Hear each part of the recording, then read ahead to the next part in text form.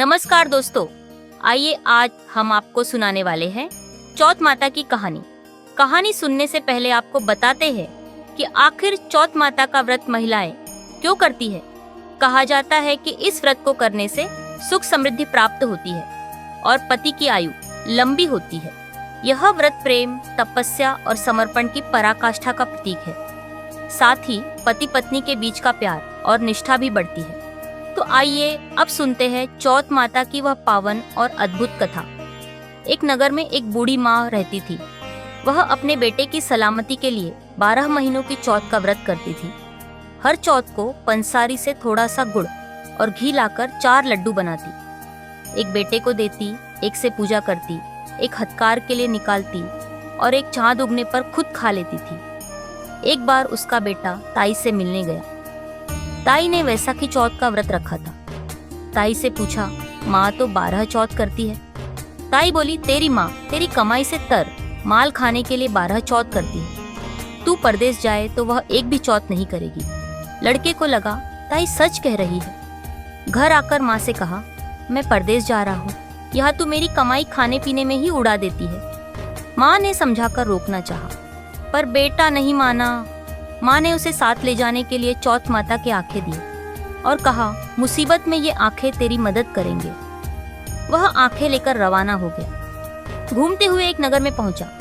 उसने देखा एक बूढ़ी माँ रोती जा रही थी और पुआ बनाते जा रही थी। उसने कारण पूछा तो बूढ़ी माँ ने कहा, बेटा इस नगर की पहाड़ी पर एक दैत्य रहता है। पहले वह नगर में आकर कई लोगों को खाने के लिए मार देता था। अब राजा हर घर से एक आदमी दैत्य के पास भेजता है और आज मेरे बेटे की बारी है, इसीलिए रो रही हूँ और उसी के लिए पुए बना रही हूँ। वह बोला, तू पुए मुझे खिला दे, तेरे बेटे की जगह मैं चला जाता हूँ।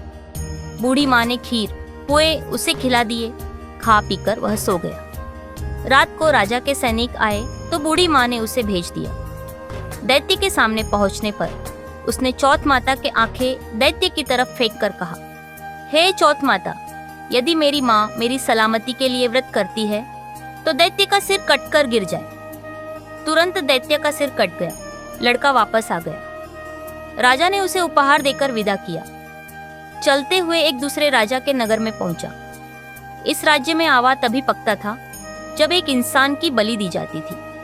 सिपाहियों ने उसे पकड़कर आवे में चुन दिया। लड़के ने आंखें आवे में डाले और कहा, हे चौथ माता, यदि मेरी माँ मेरे लिए व्रत करती है तो आवा मेरी बलि लिए बिना ही झट से पक जाए। आवा तुरंत पक गया। आवे में से मिट्टी की जगह सोने चांदी के बर्तन निकले। अंदर से लड़का बोला, बर्तन धीरे धीरे निकालना, मुझे लग नहीं जाए।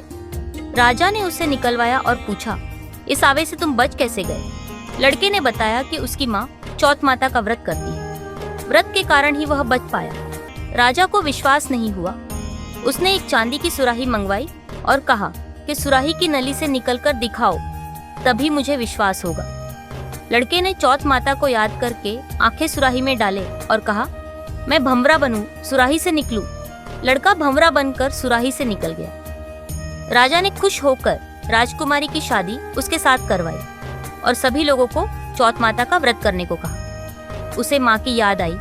उसने राजा के पास जाकर खुद के नगर जाने की इच्छा जाहिर की। राजा ने रथ, घोड़ा, हाथी और खूब सारा दान दहेज देकर उन्हें विदा किया। चौथ के दिन अपने नगर पहुंचा। वह अकेला पंसारी के यहाँ माँ का इंतजार करने लगा। सोचा, चौथ है तो माँ यहाँ जरूर आएगी। थोड़ी देर बाद लकड़ी टेकती हुई माँ आती दिखी। बेटा माँ के चरणों में गिर पड़ा। कहा, माँ मैं तेरा बेटा हूँ, मुझे माफ कर दो। माँ ने उसे गले लगा लिया। लोग चौथ माता की जय जयकार करने लगे। उस नगर के सभी लोग चौथ माता का व्रत करने लगे। हे चौथ माता, जैसे बूढ़ी माँ और उसके बेटे की सहायता की, वैसे हमारी भी करना। कहानी कहने और सुनने वाले पर कृपा करना। दोस्तों, अगर आपको यह कहानी पसंद आई हो तो इसे लाइक करें, शेयर करें और हमारे चैनल को सब्सक्राइब करें। बोलो चौथ माता की जय।